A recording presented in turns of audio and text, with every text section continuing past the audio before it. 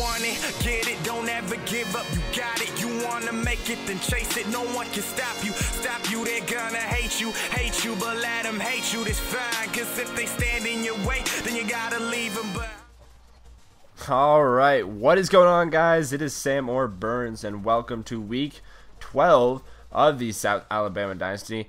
Actually, you are looking at week 11 right now. This is just the recruiting for week 11. Both Boston and I had bye weeks, so we decided it was best just to not make a video for week 11 because it feels kind of pointless. But you're looking at some of the recruiting we did. It's kind of sped up, so nothing really, that you need to look at in the sped up parts. But right here, we actually got 2 commits this week. You saw Jabari Crowder and Christian Bryant, the fullback and punter that we got earlier in the year. But we also had 2 more guys commit in, Jeff Gonzalez, an athlete, and Marcus Stegall, a middle linebacker. So that's awesome to actually see some recruits come in, and we're looking at the rest of the recruiting right here. So yeah, we just decided not to make a video because we felt it was in just our best interest, because it felt like kind of a waste of time. So anyways, just the rest is just me adjusting my board as we move on to week 12 right after this. And you're going to go ahead and see what happened after we advanced the week. We actually got 2 more commits this week.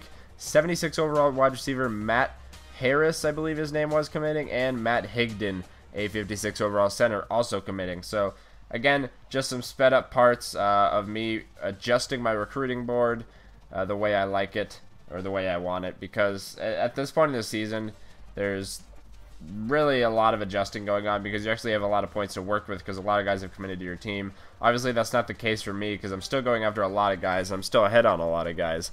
Hopefully, we actually see some recruits roll in here in the next week or 2.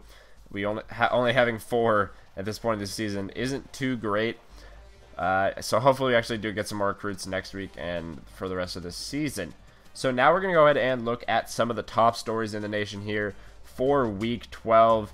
And you will see the Red Wolves beating UL Monroe right there, which is actually really big for, I don't know how you would say, oh yeah, Sunbelt play, that's what it's called. But we're going to look at the top 25. You see A&M, Michigan, Boise, Texas, and Georgia rounding out your top 5. And Louisville, obviously absent from that top 3 as they lose to UConn in overtime. Big upset for UConn as Louisville is driving back to 10th in the nation after that loss. And you'll see the rest of the top 25. It's pretty solid top 25 in my opinion. No, nothing too ridiculous, I guess you could say. And you look at the additional details. Arizona State, Miami, and North Carolina all dropping out. So the Sun Belt Conference standings, after UL Monroe lost, they fell to 4-1. They're still in first place, but you see the 2 teams on top of the South Alabama Jaguars, UL Monroe, UL Lafayette. We have still yet to play them, so a great chance for the Jaguars to actually win the conference this year in just their 2nd year in the FBS. So we'll see what happens there. And you see our Heisman race, Johnny Manziel, obviously looking to repeat, and it's looking pretty good for him. So now we look at this game, and we'll go ahead and see what happens. Presented by Nissan, innovation that excites. Sometimes one of the hardest things to do in college football is to stand your ground by keeping the ball on the ground. Over the last decade or so, we've seen an offensive explosion, much of it centered around the passing game. Sort of refreshing to see a team believe that it can win at the highest level by running the football in an old school kind of way. Thanks for checking out the pregame show. NCAA college football action coming up next with Brad and Kirk on the call. David and I will see you at halftime.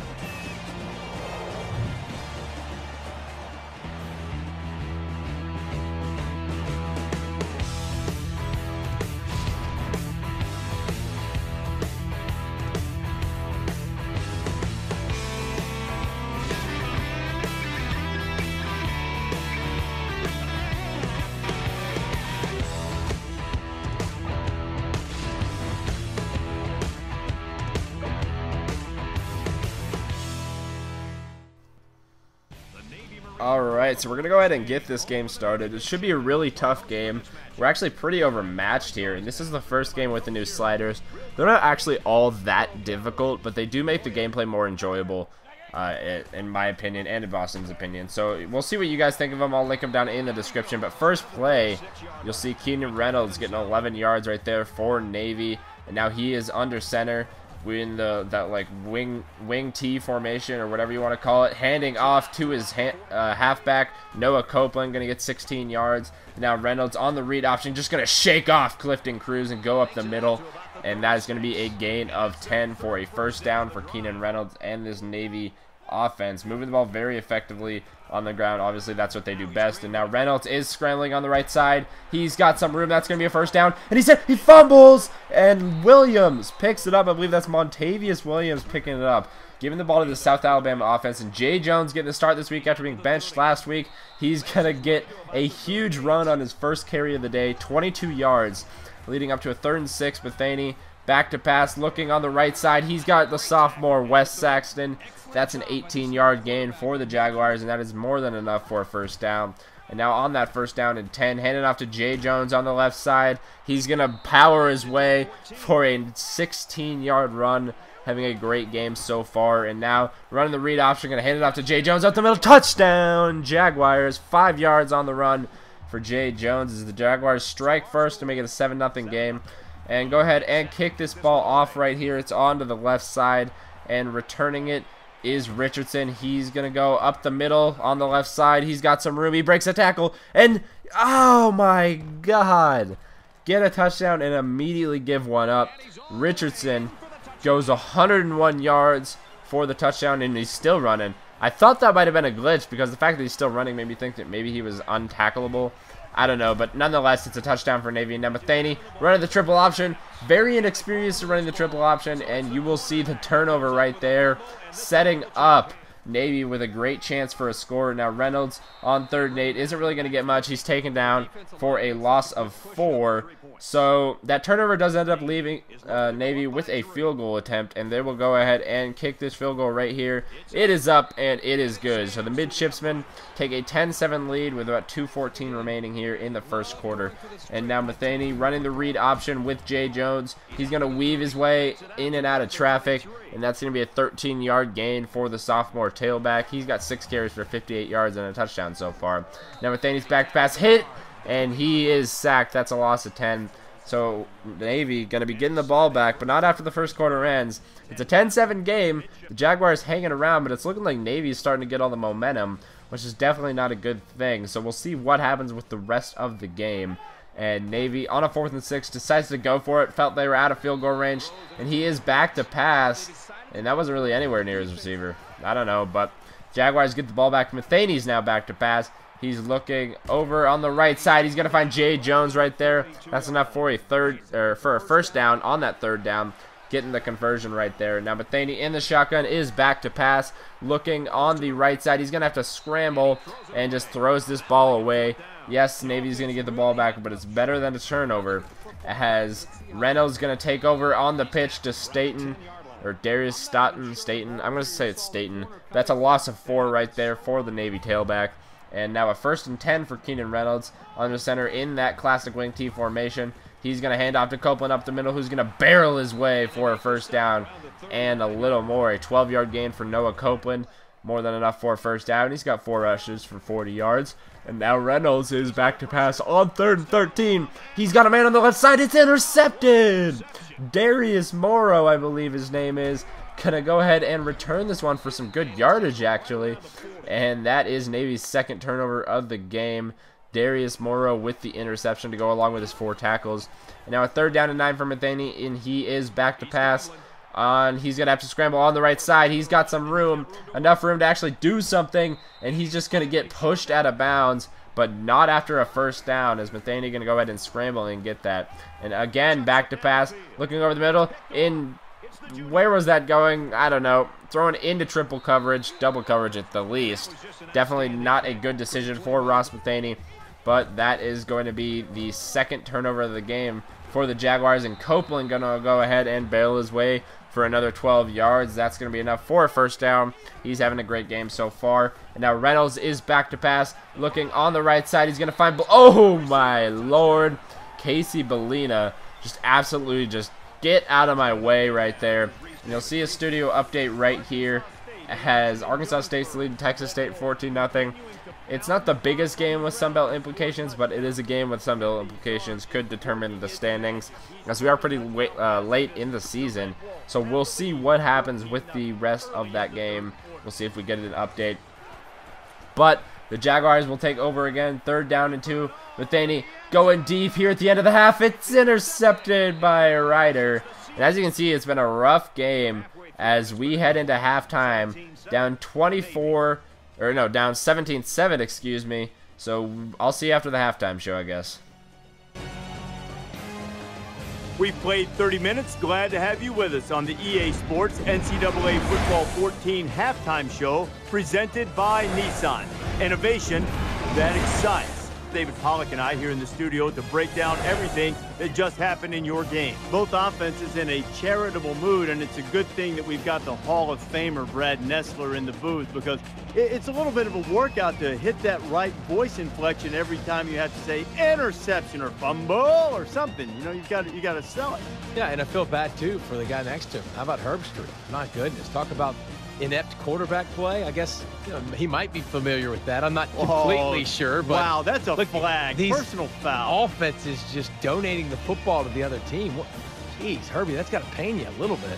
Herbie, I still have your jersey in my office. David's ready to get back on that couch, get the remote, get all the games dialed up to watch what's going on around the country. Time to get you back for your second half. Brad and Kirk ready to roll. All right, so we are back here at the start of the second half. Matheny on the read option. First play of the second half. He's got some room, and he's not going to go all the way as he's easily chased down, but not after a 44-yard gain on the read option. Great play for Ross Matheny, but it would lead to absolutely nothing, actually leading to a punt going backwards. But Reynolds, he can also run and is definitely a little faster than Ross Matheny. A 27-yard gain right there for Keenan Reynolds on the option play. And now again in that wing T formation, 2nd down and 12. Hendrick going to go on the left side, and he's hit, and he pitches to Darius Staten, who's going to walk his way into the end zone. A 30-yard touchdown, and Navy goes up 24-7 right now with about 5 minutes remaining in the 3rd quarter. So Matheny is back to pass again. It looks like he's got a man deep. He does! It's the senior Brian Lavender, the leading receiver for this team, is going to go to the house.